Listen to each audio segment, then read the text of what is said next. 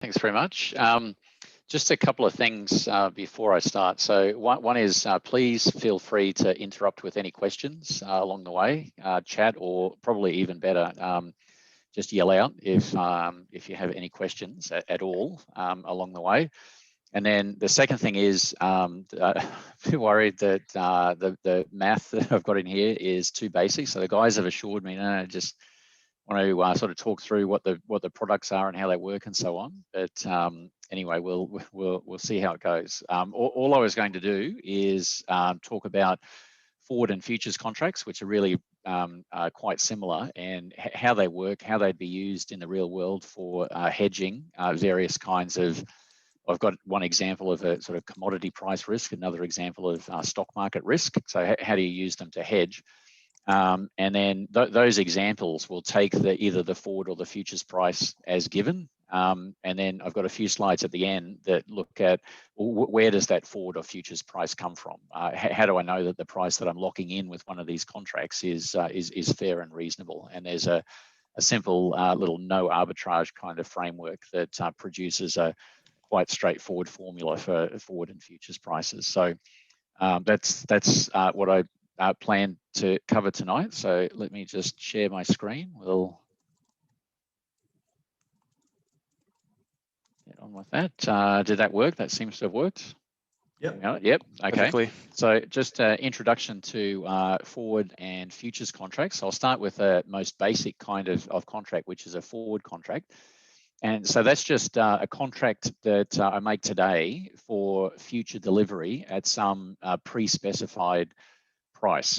So and pre-specified time. So there are two parties to this contract. There's a buyer and a seller. The buyer is said to have a long position in the contract, and the seller is said to have a short position. So the deal would be that you and I agree to take opposite sides of this contract, and the contract might be that 1 year from now, I'll hand over an ounce of gold to you for an agreed upon price of say $1,100. And so when we make that contract, no money changes hands today. We just sign up, and that becomes a legally binding contractual document.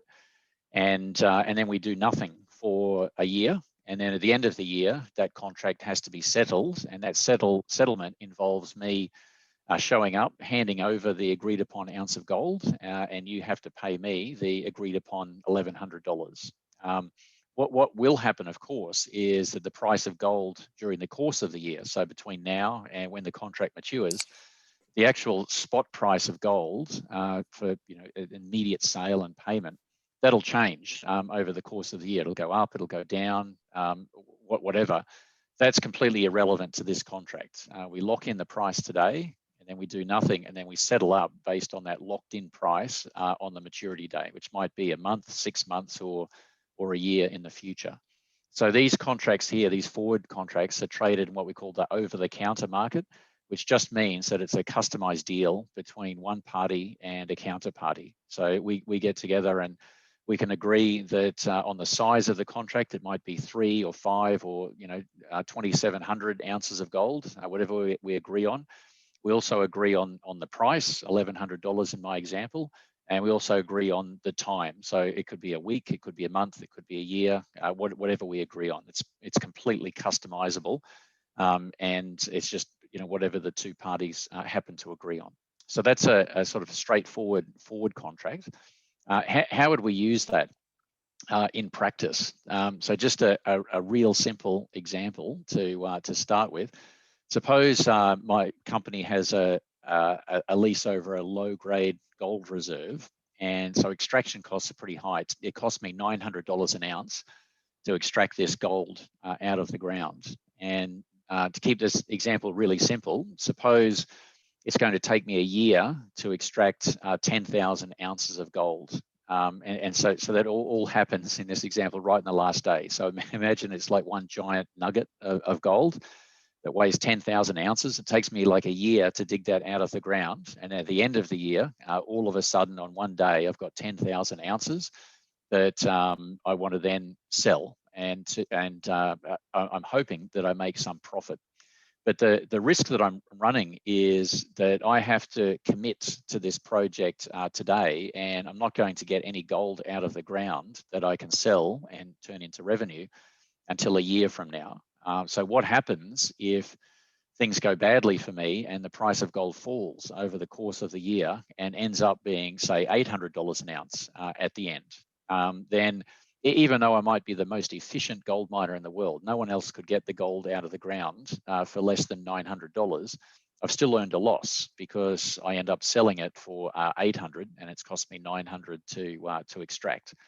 So how could I, as a gold miner here, use a forward contract to hedge to get rid of that risk?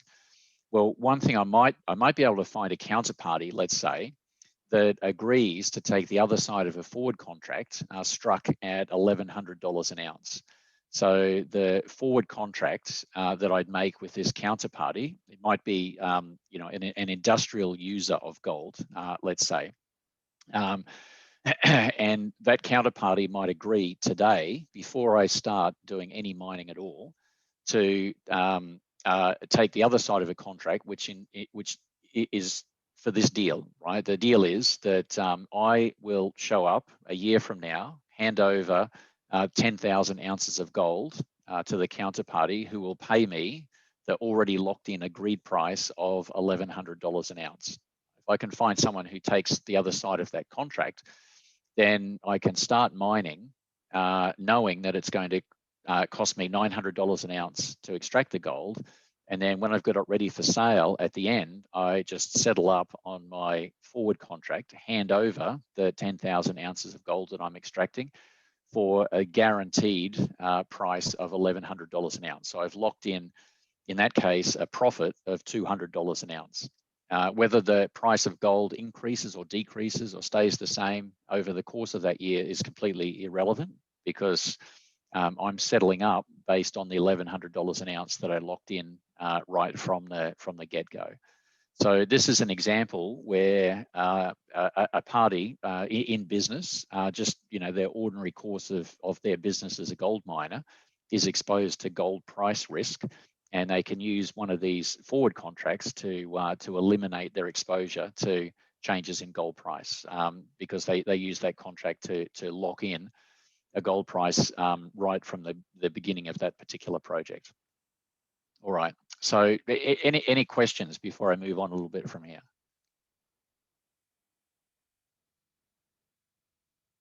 No. Okay. So what could possibly go wrong in this scenario? Well, what the risk that I'm still bearing in this case is counterparty risk, or counterparty default risk. So imagine that I'm the gold miner in this case, and I sign this contract, I enter this forward contract, and then I'm extracting the gold. I'm working away for a whole year, and I'm comfortable in the notion that I'm going to be selling the gold for the agreed upon $1,100 an ounce at the end of the year, and that locks in a $200 an ounce profit for me. But then we get to the end of the year, I've got my 10,000 ounces of gold. I show up at the appointed place with my 10,000 ounces of gold ready to hand over to the counterparty, and the counterparty's not there. The counterparty's defaulted. So I can sue the counterparty, because these forward contracts are a contractual obligation. But if the counterparty is in some kind of financial distress, or it just doesn't exist anymore, then what do I do, right? I think I've been hedged the whole year, and then when we have this once and for all settling up at the end, it turns out that that's not forthcoming because the counterparty's defaulted. So to eliminate that risk, we have a sort of slight modification or variation on this kind of contract, which we'll call a futures contract. So futures contracts will trade. They're very similar. So think about it as basically the same as a forward contract, except there are some mechanisms in place to try to eliminate that counterparty default risk. Right? So the first thing is that futures contracts will trade on a standardized exchange. So, so in Australia, we used to have the Sydney Futures Exchange, which merged with the ASX a number of years ago. So you've got these futures contracts that trade on a recognized exchange. And so The way this works is that I no longer contract directly with the counterparty, right? So I'll have a contract with the effectively the ASX now, and then the ASX will have a back-to-back contract with the counterparty. So we still have like a buyer and a seller, but we're not contracted to each other. We're each contracted to the clearing exchange. So if the counterparty decides not to show up, then I'm going to be made whole by the ASX, because you know, one of their selling points will be that this is a safe place to do business, and if you write one of these contracts, you'll always be made whole. There'll be no defaults at all. So how the exchange reduces that kind of default risk is the next point here. They have a process that they call marking to market. So what that means is that we don't sign a contract and then wait for a year or whatever it is till the contract matures and have a once and for all settling up at the end. Right? We don't do that. Rather, we have a series of marking to market payments that are made every trading day along the way. So in my example, suppose when we enter this contract for gold, the price when we enter the contract is $1,100, right?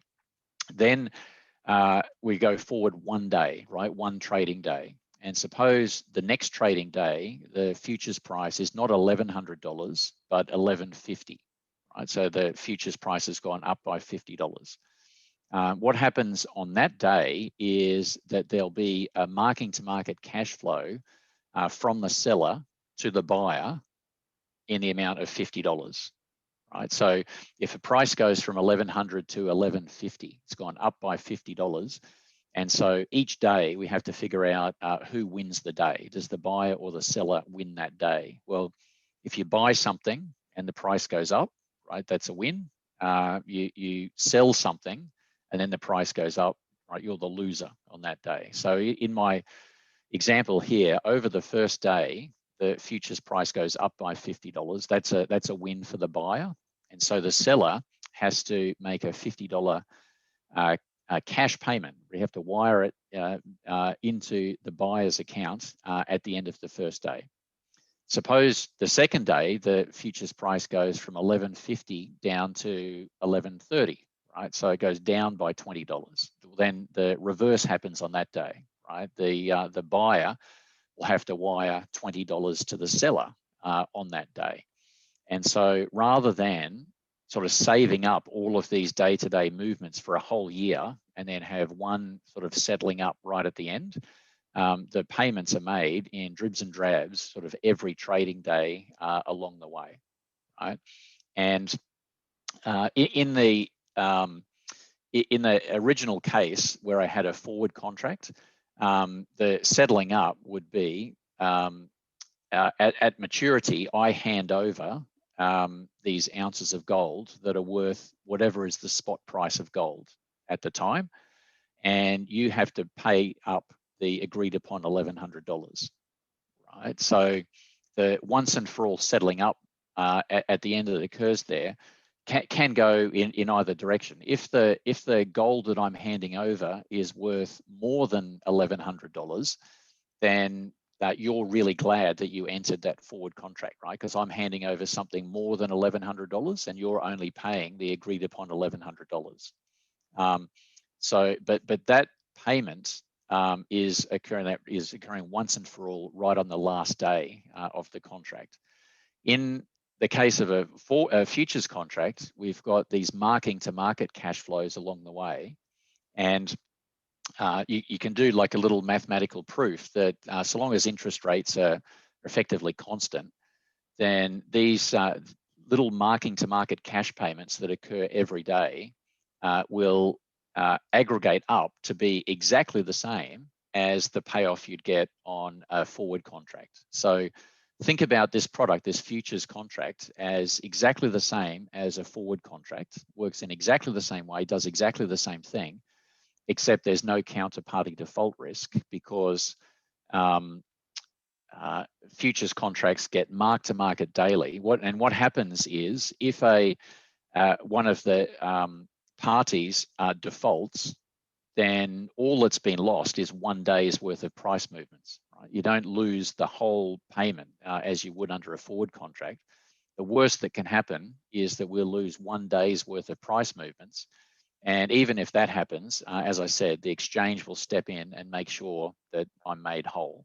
Right? In fact, whenever I sell a futures contract or buy a futures contract, there'll be like a penny or something like that effectively goes into a little pot that funds these payments just in the rare event that there is a counterparty default. It doesn't have to be very much because, as I say, the amount that will be defaulted on is at most 1 day's worth of price movements. So we've got these two products here, futures and forward contracts. Think about them as being really identical and doing exactly the same thing, but the futures contract having this advantage that there's no counterparty default risk. Right, so that's like a little bit about how these contracts work. Questions before I go on to how we'd use them to hedge various risks? We have two questions. One of them is, if we use forwards contracts, could we use a credit default swap to manage default risk of the counterparty? If the default risk that you're worried about is a corporate counterparty becoming insolvent, then you can use a credit default swap. So a credit default swap is really a kind of forward contract or a string of forward contracts, but think about it as a forward contract that's going to give me a payoff if some corporate counterparty defaults on one of their debt obligations. So if there's a corporate counterparty that effectively goes bankrupt, then this contract is going to give me some payment. So if the counterparty on my forward contract is some corporate entity, and I'm worried about that corporate entity defaulting on my forward contract, then I could hedge that risk, yes, with a credit default swap. But it may well be that the counterparty that I've contracted with on a forward contract is not a large corporate and therefore doesn't have credit default swaps traded on it, in which case that wouldn't work. And the second question is what's the difference between delivery of assets between futures and forwards? Our person has mentioned that oil prices took a big fall last year because traders didn't want to settle and actually receive the oil at the end of the contract duration. Yes, so contracts can either be physically or cash settled. So in the example that I gave, I was giving an example in my gold example of physical settlement. So you get to the end and I'll physically hand over the actual 10,000 ounces of gold in exchange for the agreed upon $1,100. That's physical settlement. A number of the financial contracts. So I'll have an example in a minute. The share price index SPY contract. That's a contract on the ASX 200 index, and contracts on foreign currencies. Contracts. There's a contract on a $1 million 90-day bank bill. So those financial contracts tend to be cash settled. So the share price index contract that I'll talk about in a minute, I don't physically hand over a portfolio of 200 stocks, right? It'll be, what I'll hand over is the cash value of that. So we'll just net off the cash value of the stocks versus the agreed upon forward or futures price. So if I want to convert one into the other, it's quite simple to do. So suppose I had a forward contract for gold, and but I was an investment bank, right? And I'm using this forward contract to or a hedge fund, right? And I'm using this forward contract to speculate on gold price movements. But if I'm operating a hedge fund in Connecticut or something, I don't want a truck, reversing up outside my hedge fund and delivering, 10,000 ounces of gold, or someone showing up with barrels of oil or something to deliver. I just want this to be financially settled. So what I would do in that case is I can just close out the contract a day before the maturity, and that will convert the physical settlement into cash settlement, right? So I do everything the same in my example, but instead of holding the contract right to maturity, which obliges me to hand over physical gold, what I would do is I would close out of that contract and just crystallize my gain or loss the day before maturity. And so I'd never have any obligation to make that physical settlement. So different contracts tend to have different defaults. As I say, financial type contracts tend to have just cash settlement, and all of the metals, oil, sort of energy products, agricultural products, and so on. The default there is physical settlement. But if you look at the open interest in these contracts, so how many contracts are open and trading, the open interest sort of fluctuates and then it goes way down, right, in the week before maturity. So 90-something% of these contracts will be closed out the day before it matures, because a very large number of the market participants prefer cash settlement to physical settlement. How that physical settlement might affect prices at the end of the contract's life is something I'll look at when we get to my little no arbitrage pricing stuff in a minute. And a third question came along. With the physical settlements, what's the logistics? Does the exchange do the delivery of the goods, or does a private buyer/seller manage that? Yeah, for a futures contract, there are sort of scheduled delivery points. So agricultural commodities, there are sort of certain drop-off points, for want of a better term. For gas futures, for example, there's in the United States for gas futures, there's a place called Henry Hub. It's like a sort of cross section of a whole bunch of major gas pipelines, and delivery is notionally occurring at exactly that point in the network. Now, a lot of participants won't want to or be able to deliver at exactly that sort of geographical point in the United States. They'll want to sort of deliver into gas pipeline networks at a different point. There are adjustment formulas. So if you deliver at a point different from the sort of specified default point in the contract, there's a calculation that's done to adjust the price accordingly. Same thing for in Australia. We've got this unique product. There are futures on wool from sheep, and so there's like pages and pages of detailed specification of the quality of the wool fleece that you're supposed to deliver. And if you deliver fleece that is not quite that quality, because there's too much vegetable matter in it, or there's not enough micro fibers or something per unit, whatever it is, then the settlement price is adjusted according to a mathematical formula. So it's not like these contracts are so completely standardized that they're not really of use to anyone. There are adjustments for where you might deliver, the quality of the product that you're delivering, and that kind of thing.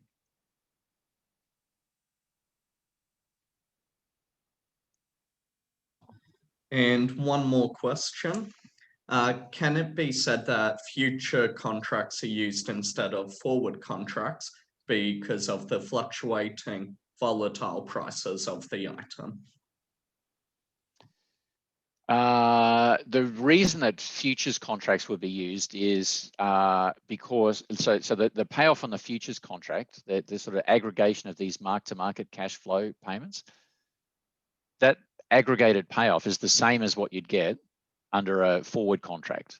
So whether it's a forward or a futures, volatility of price has exactly the same impact because the payoff is the same in both cases. The main reason for someone maybe preferring a futures contract to a forward contract is that it takes that counterparty risk out of play. You know you're going to be settled up because you're dealing with a large ASX type exchange rather than some random counterparty.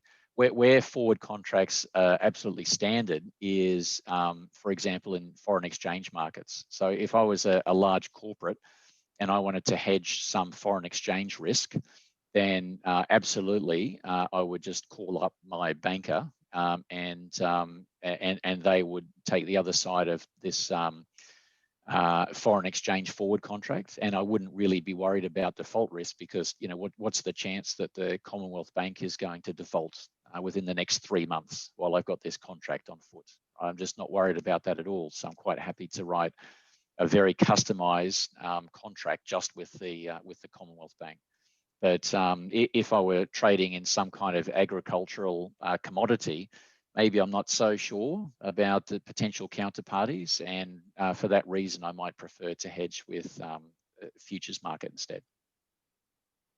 The other thing that some parties will do is they'll have maybe a board rule as part of their risk management policy that you're not allowed to write any forward contracts with any counterparty unless they have an investment grade credit rating. Right? So that's another way of trying to mitigate against that risk. So that's quite common in electricity markets, for example, where you've got maybe a generator will have a risk management policy that says no writing, particularly any long-term forward contracts for electricity with a fly-by-night retailer, right? We'll only do those sorts of contracts with a retailer that has an investment-grade credit rating.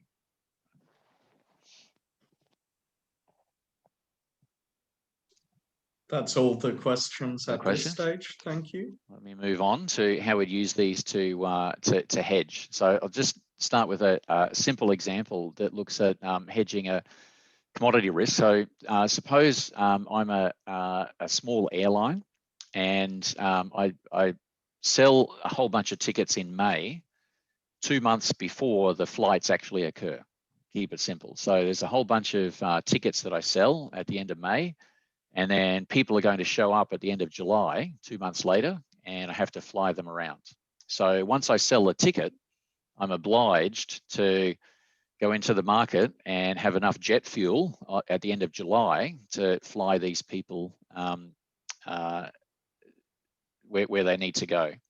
So in this example, I sell a bunch of tickets that are going to require me to purchase, turns out, 126,000 gallons of jet fuel at the end of July.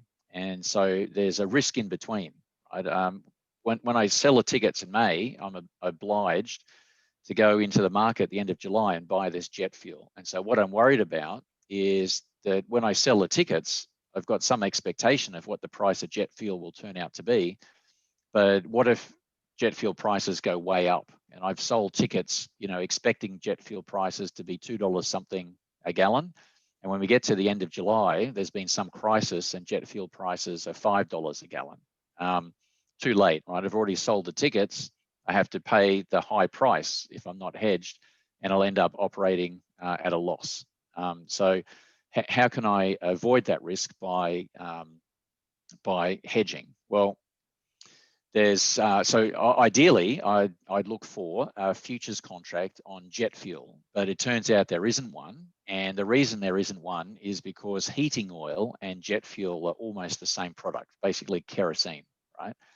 And so because heating oil and jet fuel are so highly correlated, we don't have different contracts for both, that an airline can use the heating oil contract as a useful hedge.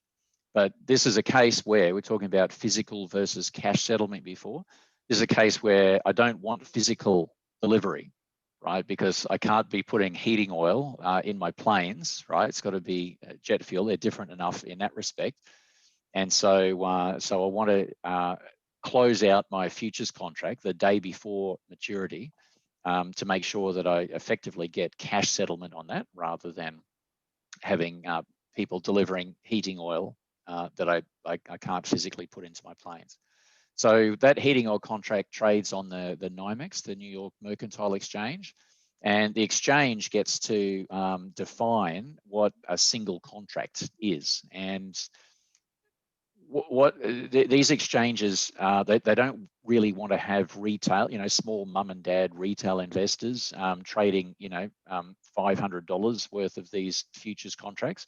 They're really wholesale contracts for wholesale market participants. And so the exchanges tend to create a size for each individual contract that's quite large, and really only of interest to larger wholesale type participants. So for heating oil, the contract size for one single contract is 42,000 gallons. And the delivery months for that contract, there'll be futures contracts that mature at the end of each of the next 18 months. And that contract is physically settled, but I want to convert that into cash settlement by closing out a day early. And when I see the prices quoted for this contract, it's on a per gallon basis. So let's suppose that I look on my Bloomberg screen, and the heating oil futures price is $2.45. That means $2.45 a gallon. And so remember, it's currently the end of May. And what I'll be able to do is enter a contract today, the end of May, that is going to give me the right, or the obligation, in fact, to buy heating oil for $2.45 a gallon as at the end of July, right? So that's the contract. So the deal that I'm making is that I'll show up, hand over $2.45 at the end of July, and you'll give me a gallon of heating oil. Right? And again, I want to close this out the day before, so we convert that into effectively cash settlement. All right, how do I know buying versus selling? So in this case, I've got two choices when I'm trading futures contracts. I'm either a buyer or a seller, right? How do I know which one of those to do? Well, in this case, I'm in the market as I'm an airline. I'm in the market. I'll be buying the commodity. So to hedge, I'll take a buy position in the futures contract. Right? Now, what if I somehow messed up that logic and decided somehow to sell instead of buying? Well, instead of like balancing out my risk, hedging my risk, if I took the wrong side of the contract, I'd in fact be doubling up on my risk, and that'll show up when I do little sort of stress testing example that I'll run through in a minute. Okay, what I want to show here in the top panel is a couple of things. I'm looking at two different scenarios, right? In the top panel, what happens if we get to the end of July and the price of jet fuel / heating oil has fallen to $2. And then in the second panel here, what happens if the price has risen to $3? I just want to see what happens in each of those scenarios. Now, if I've done this correctly, my net hedged position here, you can see should be the same in both cases. Hedged correctly. If I had sold instead of buying the futures contract, I got that the wrong way around somehow, then I would end up with one scenario which was really, really good and one scenario which is really terrible. If I've done it correctly, it should be exactly the same payoff in both scenarios. Okay. All right, so let's take the look at the first scenario to begin with. What happens if we get to the end of July and the heating oil price has fallen to $2 a gallon? The first thing is I buy the 126,000 gallons that I need to fly these people around. I buy them at the going spot price, $2 a gallon. And so it costs me 252,000. I've got a negative sign there indicating it's a cash outflow. I have to pay $252,000 to buy the jet fuel that would be required to fly these people around. And then we've got a payoff on our futures contract. So how does the payoff on the futures contract work? So if always start with a plus if I bought and a minus if I sold the futures contract. So plus, in this case, plus because I bought, 3 contracts is what I'd buy. And each contract has a size of 42,000 gallons. So 3 times 42,000, that's the 126,000 gallons that I'm looking to hedge here. And then in the brackets here, I have the price of the underlying commodity at the end, right? In this scenario, it turns out to be $2 a gallon, minus the forward price or futures price that I locked in. I'll just say that again. So plus because I bought 3 contracts, each contract has a size of 42,000 gallons. And then I take the price of the underlying thing, in this case, it's jet fuel or heating oil price of the underlying thing at the end, minus the price when I locked in.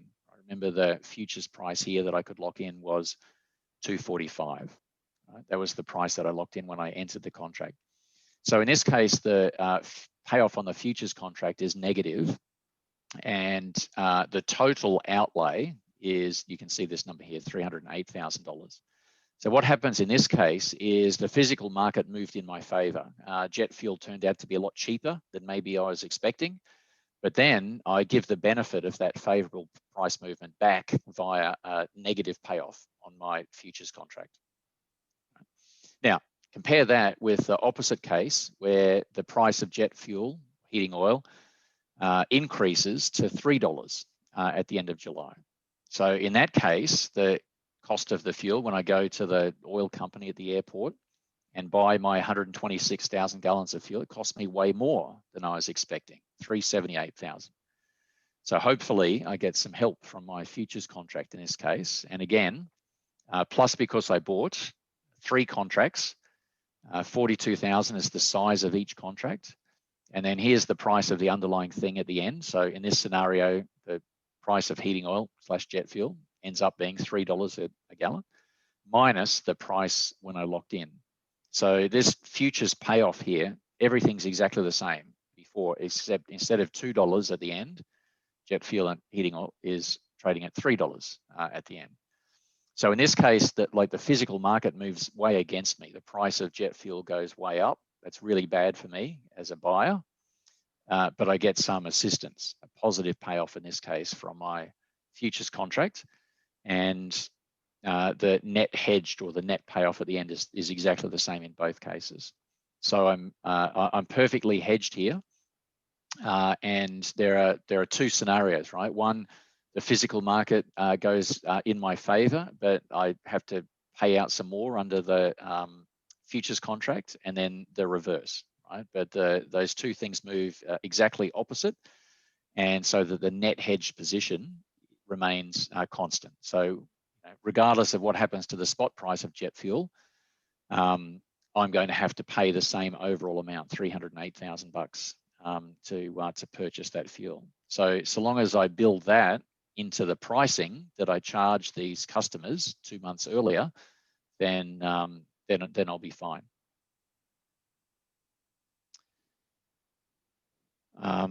Okay, let me maybe pause there for a sec, see if there's any questions about the use of that sort of product as a hedging tool.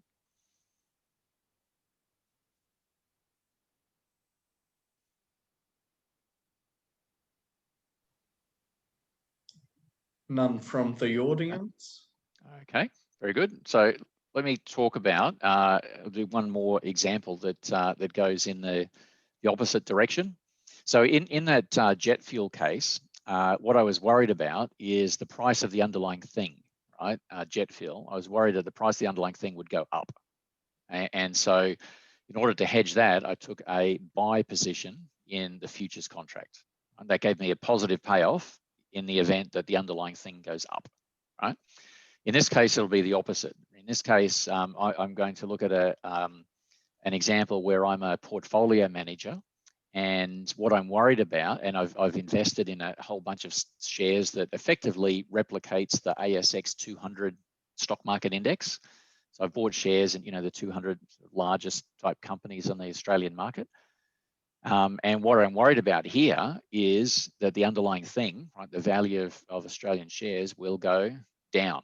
So if I'm worried about the underlying thing, Australian shares in this case, going down, then in order to hedge that risk, I want to take a sell position in the futures contract. So it's just going to be, we'll see the reverse of the previous case. Right, so the contract that I'll use here is the ASX 200 index futures contract. It's often called the SPI contract, share price index contract. And the underlying asset, instead of being an ounce of gold or a gallon of heating oil, it's a portfolio of 200 stocks. So a little share portfolio consisting of 200 of the sort of largest Australian stocks. So summary, it trades on the Sydney Futures Exchange, which as I said before, is now part of the ASX. Each contract is for $25 times the ASX 200 index. Right? So the ASX 200 index is right now, let's sort of round it up a little bit. Suppose the ASX 200 index is about 7,000. So one contract would be 25 times $7,000, right? So it would hedge whatever 25 times 7,000 is, it'll hedge that much, that sort of size stock portfolio. So what the futures contract, when I enter into the futures contract, what am I buying? I'm not buying any physical shares themselves. What I'm buying is the right to receive the change in the value of that stock portfolio, right? $25 times 7,000, right? That's the size of the stock portfolio that underlies one single contract. So the delivery months are the end of each of the financial quarters. It kind of makes sense, right? Most of the financial products, the interest rate futures contracts, the exchange rate futures contracts, and these stock market futures contracts tend to have contracts that finish at the end of each financial quarter, right? March, June, September, December. And delivery is cash settlement. So it just wouldn't be workable, if I had to go into the market and buy shares in 200 different companies to hand over at settlement. Transaction costs would just kill that, and so it's cash settled. Right? So in effect, I'll hand over the cash value of that portfolio, and you have to pay me the agreed upon price at the end. And so at the end of the day, we'll just like net off those two things, and one of us will pay the net amount to the other. All right. So how does this work? Let's take a little example here. We've got a portfolio manager that mimics the ASX 200 index. So it sort of goes up and down exactly in proportion to that broad index. And suppose it's currently mid-November and the fund is worth 240 million, which is up 20% since the start of the year. Right? So I started with $200 million and it's up 20% to 240 so far this year already. It's now mid-November. And what I'm worried about, right, it's mid-November, I'm going to get some kind of bonus if, the fund does well over the course of the year. And we've done really well so far, right? I'm up 20% so far this year. And what I'm worried about is that the market might sell off between now and the end of the year, at the end of December. And so, so how can I hedge that? Well, one thing I could do to kind of hedge, if you like, is which is this is probably a bit extreme, but I could just sell the entire stock portfolio, right? Liquidate the whole stock portfolio, turn it into $240 million of cash, and just put that money in the bank for the last 6 weeks of the year. and then I've locked in a at least a 20% profit for the year. That's probably a little extreme, but I can achieve almost effectively the same thing with a futures hedge. Right? So I keep the stocks in place, and then if I do the right kind of trading in this share price index futures contract, I again can lock in a guaranteed sort of ending value as at the end of the year. Right? Now, in this case, there's two numbers to remember. One is that the current level of the index is at 6,000. So right this is mid-November. So when the index level is at 6,000, my stock portfolio is worth 240 million. So just remember those two numbers, right? Mid-November, the index is at 6,000. My portfolio's at 240 million. And let's suppose the December SPY contract is right now, mid-November, is trading at 6,100. So this is a contract, this is a price that I can lock in today, mid-November, for delivery or settlement at the end of December, right, is 6,100. That's and what I claim, what I'll show in a minute is with that contract, I can effectively guarantee you that it's as though for 100% certainty that the index will go from 6,000 and finish at 6,100 at the end of December. And you might be very happy with that, because that would mean that your share portfolio is already up 20% over the course of the year. It'll go up a little bit more, right, from 6,000 to 6,100 over the course of the year. And I guarantee you that that's where the year is going to finish. Right, effectively with a stock market index at 6,100. Right, so how do we do this? Well, there's a couple of choices that I need to make. Obviously, I'm going to hedge this risk with the share price index contract, because my portfolio kind of mimics the ASX 200 index. So what choices do I have? Well, one is which contract, right? December, March, June, September. Obviously, it'll be the December contract. I always want to use the contract that finishes when the risk finishes. So in this case, I want to hedge through to the end of December. The risk finishes then, so I want to use the December contract. Right? So it'll be the December contract. The next thing is do I buy or sell? And so to answer that, think about what's the scenario that you're worried about. If you're worried about the underlying thing going up, you want to buy. If you're worried about the underlying thing going down, you want to sell. In this case, what I'm worried about is the stock portfolio, the stock index going down. That's what I'm worried about, so I want to sell, right? So it's the December contract I want to sell. And then how many contracts is the final thing. Now, to figure out how many contracts, note that one contract will be enough to hedge $152,500 worth of risk. So that's just $25. That's the multiplier, or the ASX has just decided that that's going to be the size of each contract. That's what we're going to call a contract, right? $25 is the multiplier for one contract.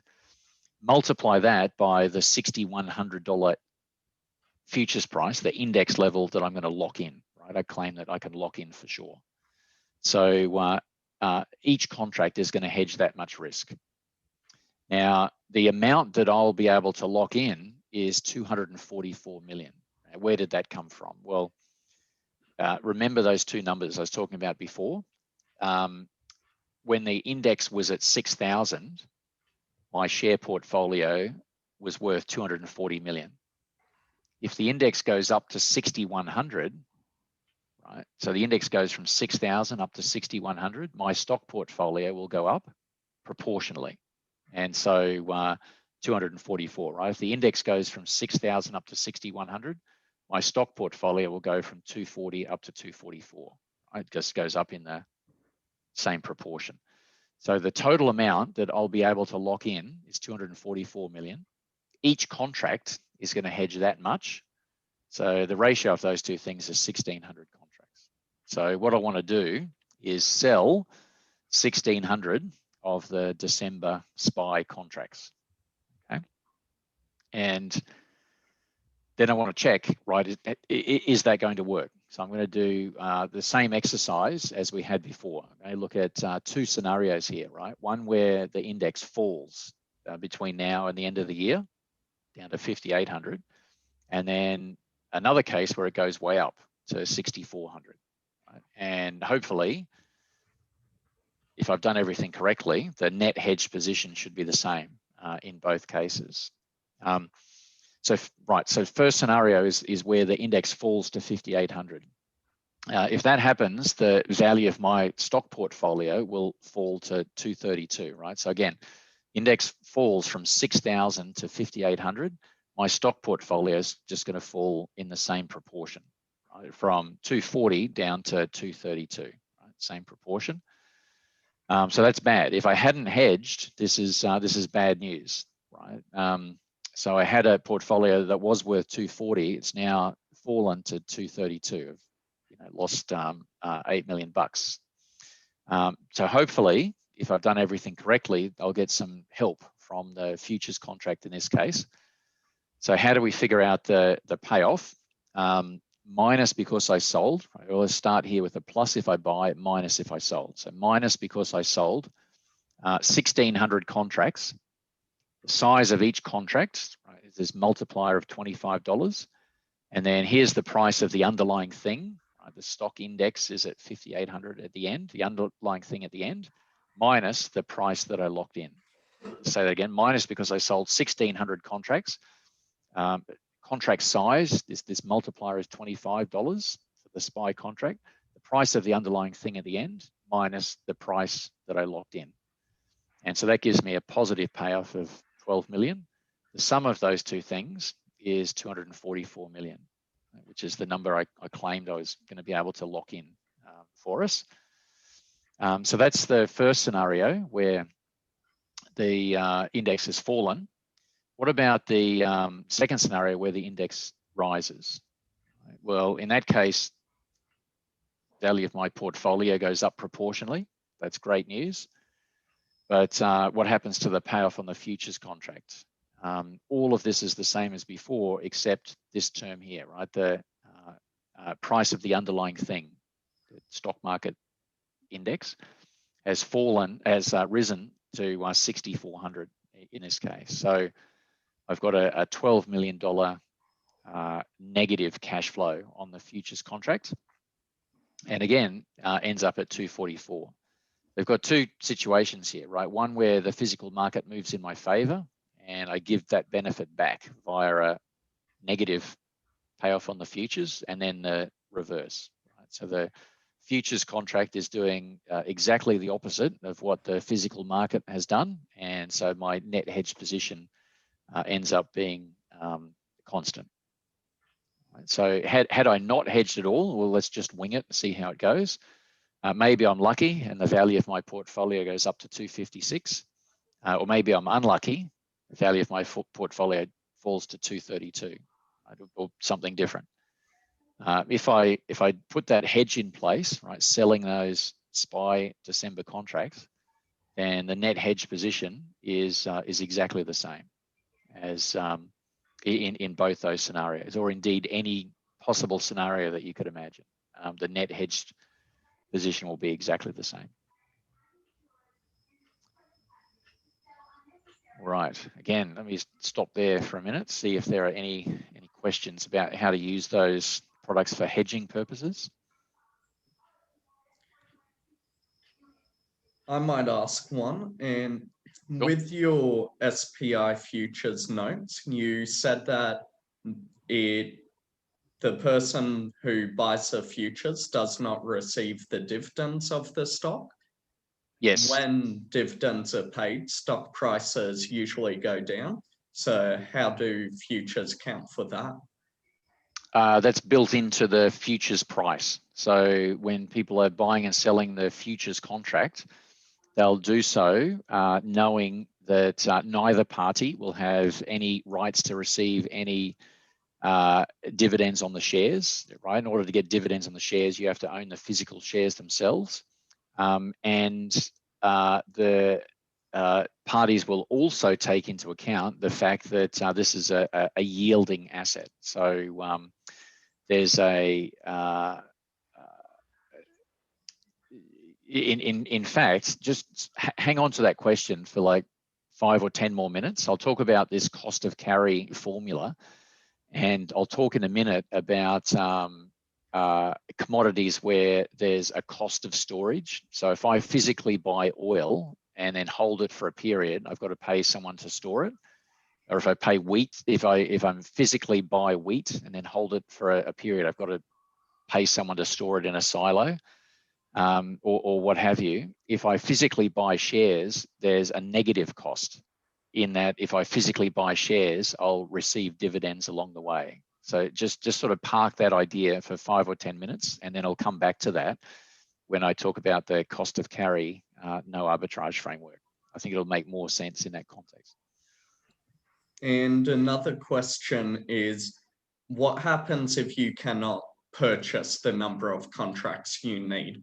So whether that's you don't have the funding, or with your contracts of 42,000 gallons, what happens if you need to hedge 63,000? Can you buy 1.5? No. So too bad, right? So you'll have to just do this to the nearest whole number of contracts. So there's no trading in parts of contracts. So just whatever is the nearest whole number. So in that case, right, you won't be absolutely perfectly hedged, but like it'll be a lot better than just winging it and not hedging at all. But just the first thing that you said, what if you don't have a budget for this? Remember, when I enter into these futures contracts, it's free. So there's no capital, no money down when I enter into the contract. In fact, for a share price index futures contract that hedges something well over $100,000 worth of stock market risk for each contract, the brokerage on that contract and commissions and so on might be like $10. So there's no capital, no money down required up front. So you might talk, or we might talk in a later session about using options to hedge. So options will be unlike futures contracts, where you will have to make a capital payment to enter the contract up front. And but for a forward or futures contract, there's no money down up front. You can enter into those contracts for free. The reason that's free is that when we get to maturity, it turns out to be pretty much a 50-50 chance that when we settle up, you'll end up paying me or I'll end up paying you, right? So it's a kind of like a fair deal, and which is why neither of us has to pay anyone else, the other one, any inducement to enter into the contract up front. So in fact, that's a reason why a lot of firms do use forward and futures contracts for hedging and risk management, because many firms do not have a capital budget. They're allowed to do hedging with forward and futures contracts because that's effectively free, but there's no capital budget, and so that prevents them from using options for that kind of hedge.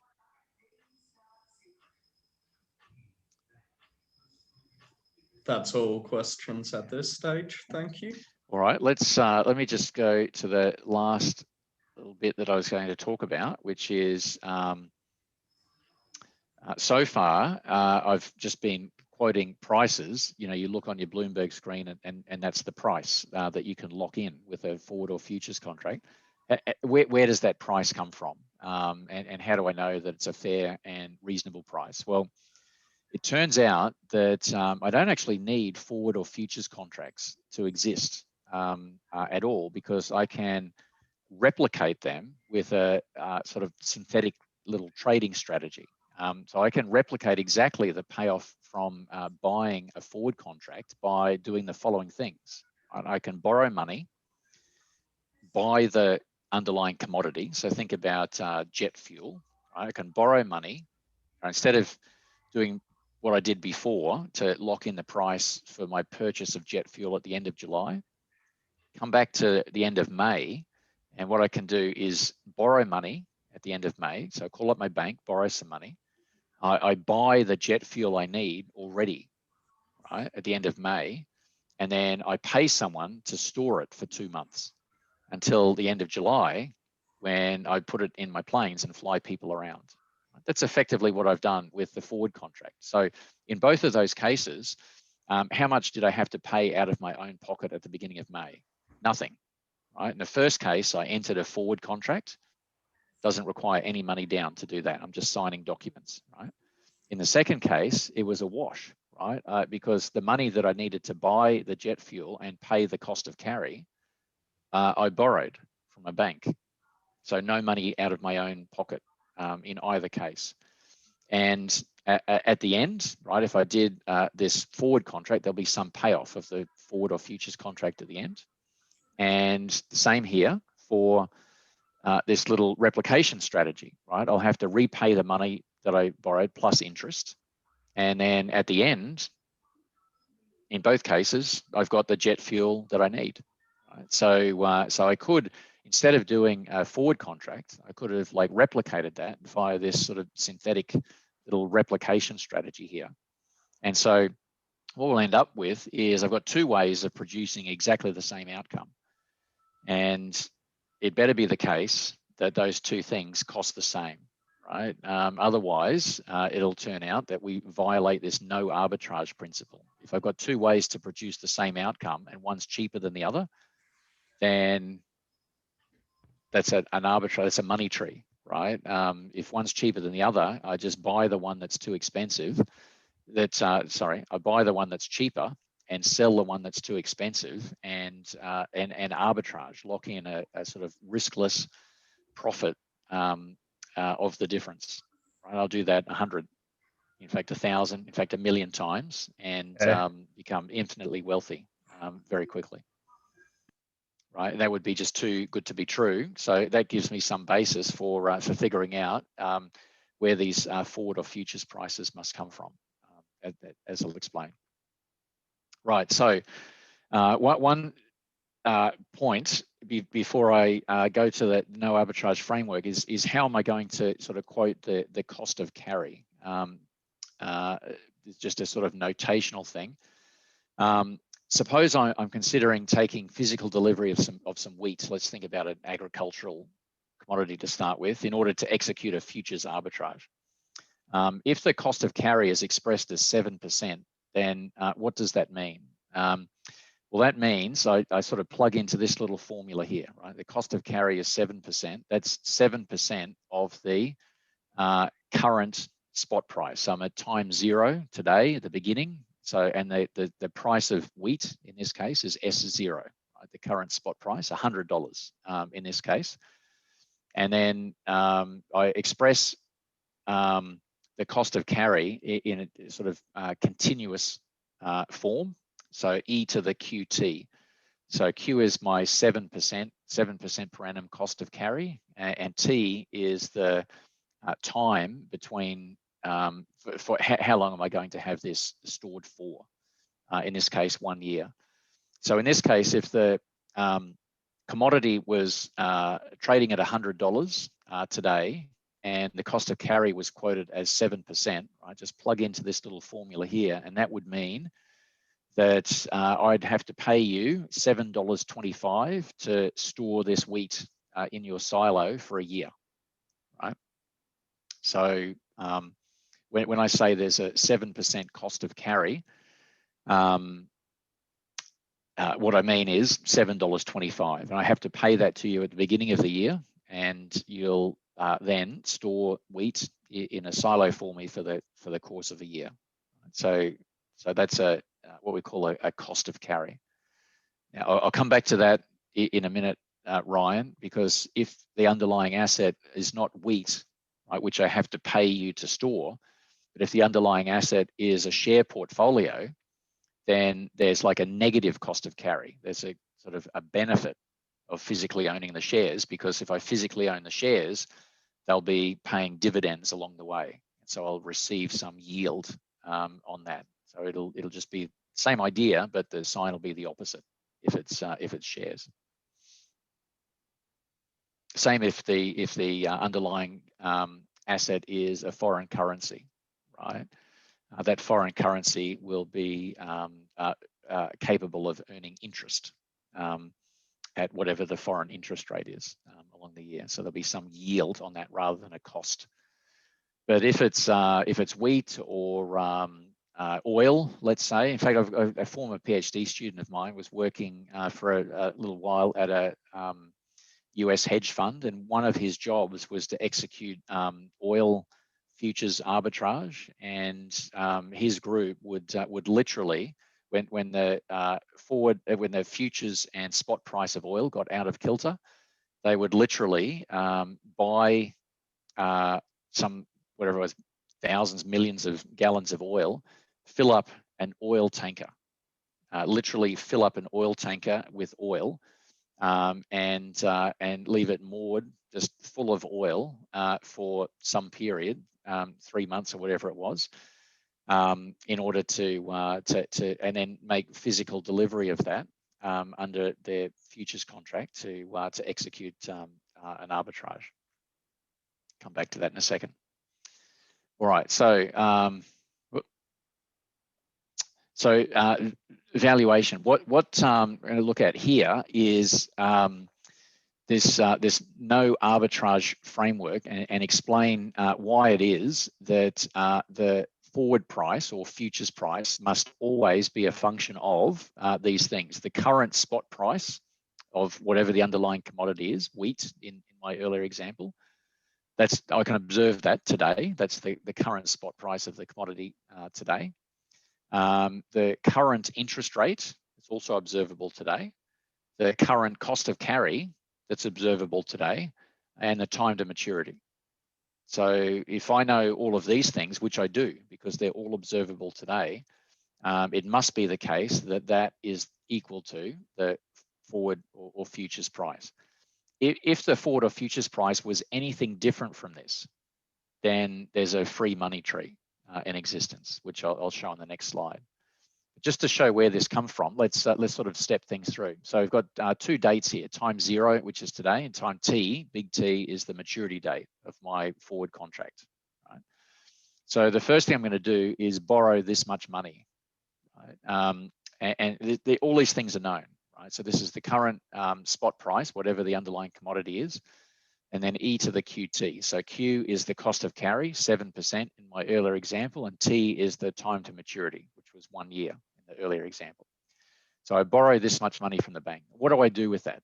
Right. The first thing I do is I use some of it to physically buy 1 unit of the underlying commodity. So I go and buy a bushel of wheat today. And then I use the rest of it to pay the cost of carry. Right. So I buy a bushel of wheat for this much. Right, cash outflow, I'm paying it out. And then the rest of the money, I pay to someone who can store the wheat in a silo for me for the course of a year. Right, so this is a wash now, right? The amount that I borrowed, I use some of it to buy the commodity and some of it to pay the cost of carry, and that's used up. Right? So no cash out of my pocket. I borrow money from the bank and use it for those 2 purposes, and then it's all gone. At the same time, I enter into a 1-year forward sale. Right, so these first 3 things I claimed before is equivalent to buying a forward contract. So these 3 things are akin to buying a forward contract. And then this last thing here is selling a forward contract. So it really should be that those things kind of just cancel each other out, right? Which is where I'm getting to. Now, when I enter into that forward sale, when you enter into a forward contract, no money down, right? No one pays anyone else anything up front. So that cash flow is 0. So the sum of all of these things is 0. Right? So all I do on that first day, I don't need any money. Right? I just get on the phone and make some phone calls. Right? I call my bank and borrow this much. I call my wheat broker guy who will sell me a bushel of wheat for this much, and then I call the grain silo guy who will store the wheat for me for that much, and then I call my forward or futures broker to enter into a forward sale, and that costs me no money down. So I'm just on the phone all day, probably like for 10 minutes, and don't need any money of my own. Right? And then just wait for a year, and then at the end we have our settling up. Right? So what does that involve? Well, I have to repay whatever I borrowed plus interest. So this is just interest, e to the RT.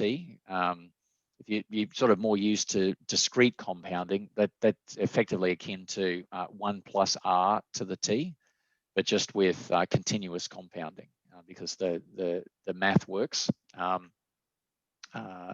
easier with continuous compounding in this kind of situation. So I repay whatever I borrowed plus interest. Right? Now, I've already paid the cost of carry. That's a once and for all payment made upfront, so nothing more required here.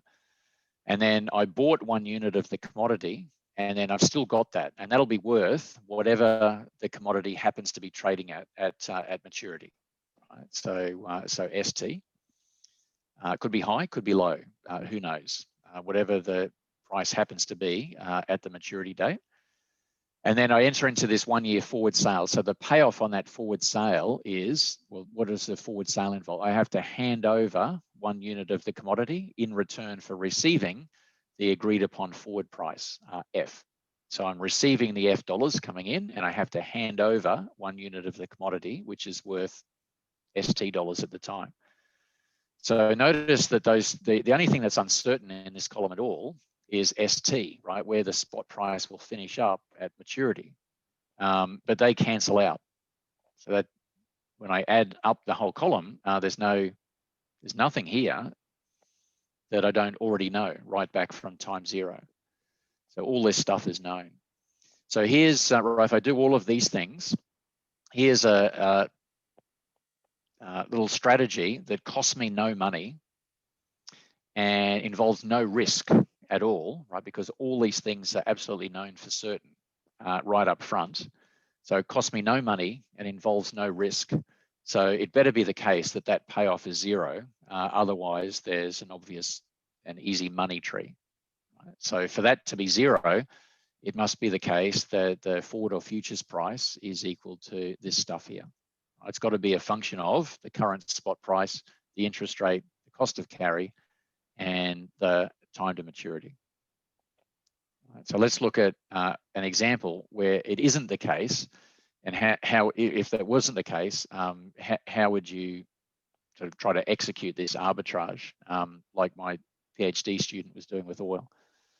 Well, suppose the spot price of wheat, so that's S0, 550, and the 6-month forward price, so F is 600, R is 5%, and Q is 6%. Right? Is there an arbitrage opportunity in this market? How would you execute it? So I'm just plugging numbers in for the formula we had before. Right? So I'm going to borrow this much money. And then what do I do with that borrowed money? I use some of it to buy a bushel of wheat, and the rest of it to pay someone to store the wheat for a year. And that uses up all the money that I borrowed. At the same time, I enter into a 1 year forward sale, no money down required there. And so the net position is again 0, right? It doesn't cost me anything at all. Then what happens at the end, right? I have to repay what I borrowed plus interest. Right? Got to repay what I borrowed plus interest. I've already paid the cost of carry, nothing more there. I've got, when I bought 1 unit of a bushel of wheat, I've stored that for a year, right? It's still there, that's it there, right? It's still there. And then to settle up the forward contract, what do I have to do? I have to take that bushel of wheat out of the silo, hand it over to the counterparty in return for the agreed upon forward price of 600. Now that turns out to be positive 1890.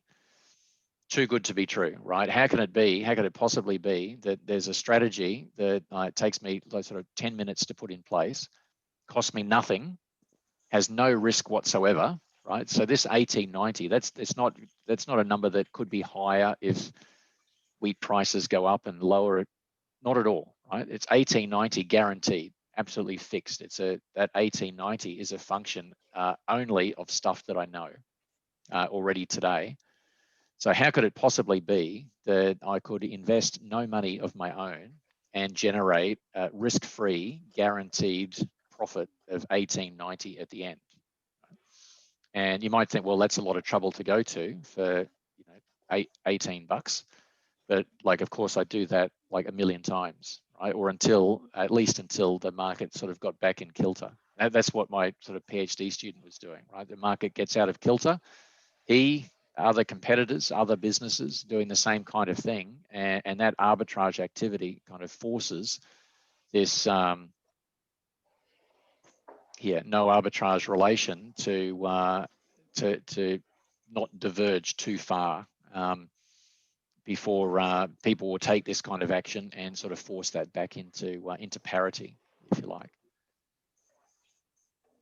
One final thing, to just getting back to your earlier question, Ryan, is if I were doing this for my SPY contract, where the underlying asset is a portfolio of shares, then oftentimes instead of writing sort of R plus Q here, you'll see it written as R minus D, minus little d here, where D is the dividend yield, sort of percentage rate of return that you're getting from dividends along the way, signifying that instead of having to pay out a cost of carry, as I would here, if the underlying asset is a stock portfolio, buying the physical asset, rather than costing me something to store, gives me a benefit of receiving dividends. So R minus D in that case here.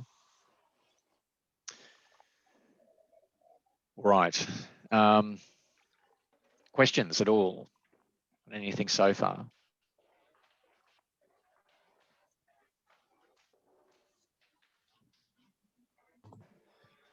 In the real world, would the arbitrageurs be pushing up the prices of the cost of carry and interest until the prices are the same? Yeah, and you'll see it flow through into more directly into the spot and the forward prices. So my PhD student doing this for oil, for example, he was buying oil and selling the forward contract. And a bunch of people are doing the same thing. So you've got a bunch of people buying physical oil today. So more buying pressure, just demand supply, right? More buying pressure on oil will tend to drive up the spot price of oil. And then if you've got a bunch of people selling the forward contract, that's going to tend to drive down the forward price. And so you're driving down the forward price. So in my equation over here, you've got this arbitrage activity in the market tending to drive down the left-hand side and drive up the right-hand side until they get close enough that it's not worth anyone's while exploiting anymore.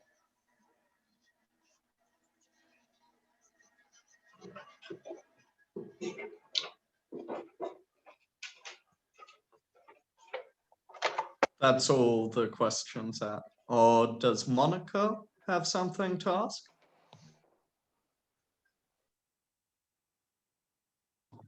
Never mind, just saw the speaker go on mute. Would anybody like to ask any final questions?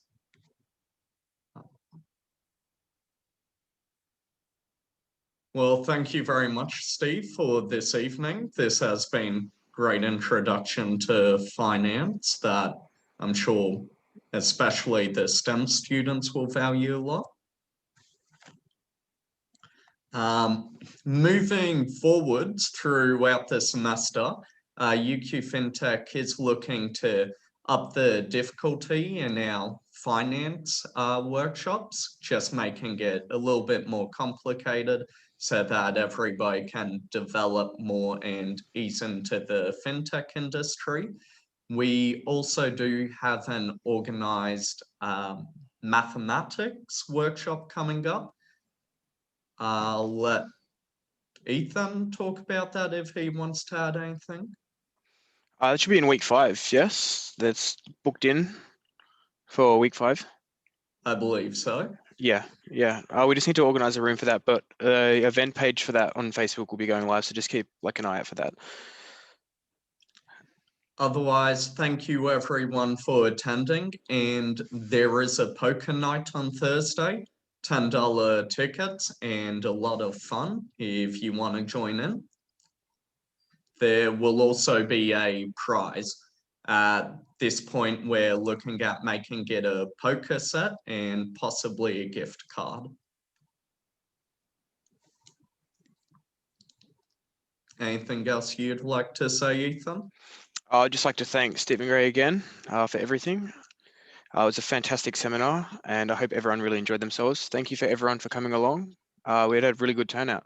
Thank you. Thanks, everyone. I know we're up against Harry and Megan, so I appreciate everyone's attendance. All right. Good night. See ya. Thank you.